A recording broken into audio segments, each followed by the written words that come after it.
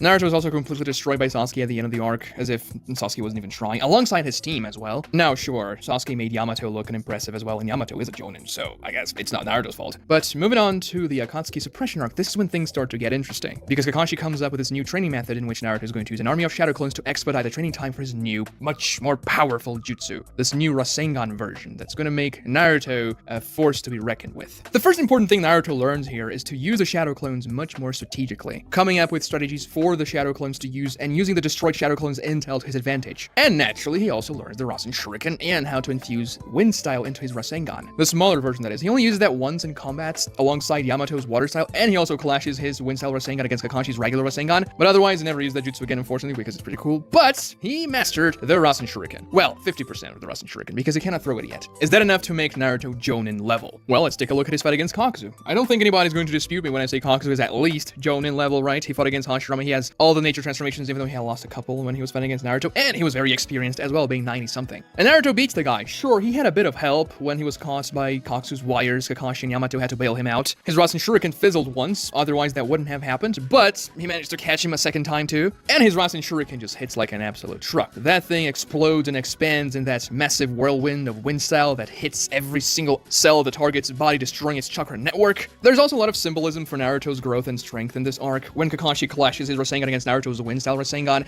and Naruto essentially blows up Kakashi's hand, when Kakashi looks at Naruto's back, he sees Minato's back superimposed, meaning that Naruto is making Kakashi remember his former sensei, and that Naruto is reaching towards that level of strength. Not quite there yet, but he is taking those steps. That's just a very symbolic moment. And it happens just before Naruto unveils the Rasen Shuriken for the first time. It's a very epic scene. There's also Kakashi literally telling Naruto before they start their training that he believes Naruto is the only person that can surpass the strength of the 4th Hokage. And Yamato's like, damn, Kakashi, you're good at motivating, but that's a bit crazy. And Kakashi's like, no, I actually believe that. And then by the end of the arc, it's a justified statement. After all, Naruto mastered the jutsu that not even Minato could. And there's also Kakashi's final words to Kakuzu as he's about to finish Kakuzu off. He says the next generation will be stronger than the previous one. And Naruto sort of proves that. So in many ways, Kishimoto tries to show how much stronger Naruto has gotten, especially because Naruto literally took care of a powerful Akatsuki. And yes, it wasn't a true 1v1 against Kakuzu because he had lost 2 of his hearts, and Naruto had a bit of help from Kakashi and Yamato during the fight itself. And Naruto also had a bit of an amp from the Nine Tails because we see in the manga that his eyes are red and he has slits for pupils. In the anime, they make his eyes blue, but he still has slits. Regardless, he does have a bit of a Nine Tails amp. Not a massive one by any means, after all, his whiskers are not even pronounced, and we don't see the orange Nine Tails, his chakra leaking out, or any bubbles, or anything of the sort. But he was an amp nonetheless, so Naruto was not in his base form there. However, he did pretty well against Kakuzu, and I think it's safe to say that Naruto in that stage of his life could take care of several mid-tier Jonin. Kurenai, Asuma, Neji and Shippuden, Shizune, if she doesn't manage to poison Naruto. Sure, maybe Naruto doesn't win 100% of the fights he fights against them, but he would have a pretty good win rate. Was he stronger than Kakashi at that point? No, not yet. Even though there's a lot of symbolism saying that maybe Naruto is stronger than Kakashi now, I don't think he had quite surpassed Kakashi yet. And that's because his most powerful jutsu is still sort of unreliable. The Rasen Shuriken, yeah, extremely powerful, but hard to hit, and he hadn't yet mastered it completely. After all, he had only quote-unquote mastered 50% of the jutsu, and the first time he used it against Kakuzu, the jutsu just didn't work. Also, the Rasen Shuriken was damaging Naruto's arm when he was using it, so he couldn't keep on relying on that jutsu before he learned how to throw it, otherwise he would lose his ability to melt chakra with his hands, which would be terrible. But Naruto had mastered the regular wind-style Rasengan, which could be useful, and he was much better at using the shadow clones to his advantage. And Naruto, who is used to spamming the shadow clone jutsu and using that very well with much more knowledge on how to do that more strategically, is just going to be a nightmare for you to deal with.